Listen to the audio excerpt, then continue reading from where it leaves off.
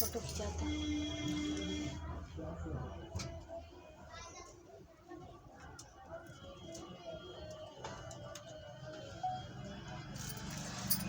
Hello दोस्तों, एक प्यारा सा गीत आप सुनाने जा रहे हैं। आप लोग को जैसा भी लगा, बहुत ही मजेदार, बहुत ही अच्छा गीत है। हमारी चाची लेके आई है, परमिला चाची। क्या बात है, देखिए कैसा है। और विधि का विधान जो लिखना होता है उस पे गीत है। और आइए सुनाते हैं।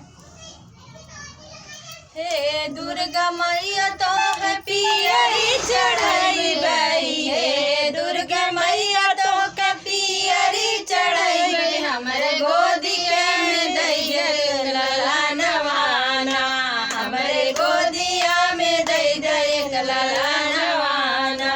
हे दुर्गा मैया गाड़ी के न डरी, ब्रह्मा के न डोलैया सानवाना, जबले ब्रह्मा के ना डोलैया सानवाना। दुर्गा मैया तो काली मैया तो कपियरी चढ़ाई, हमरे गोदिया में दैया ललनवाना, हमरे गोदिया में दैया ललनवाना।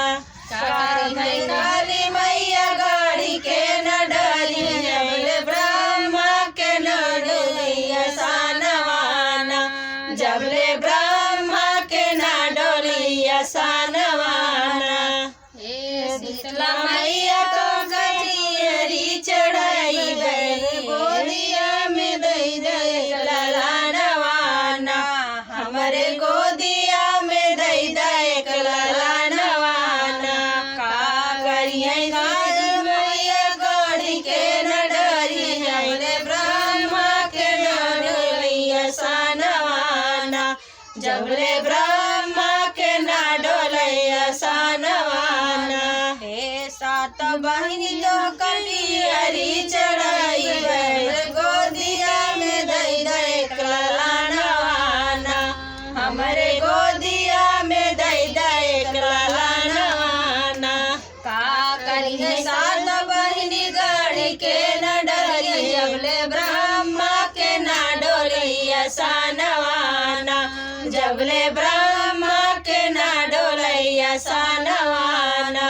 हे बाबा तो कपागड़ी चढ़ाई, गोदिया में दैया ललनवाना, हमरे गोदिया में दैया ललनवाना।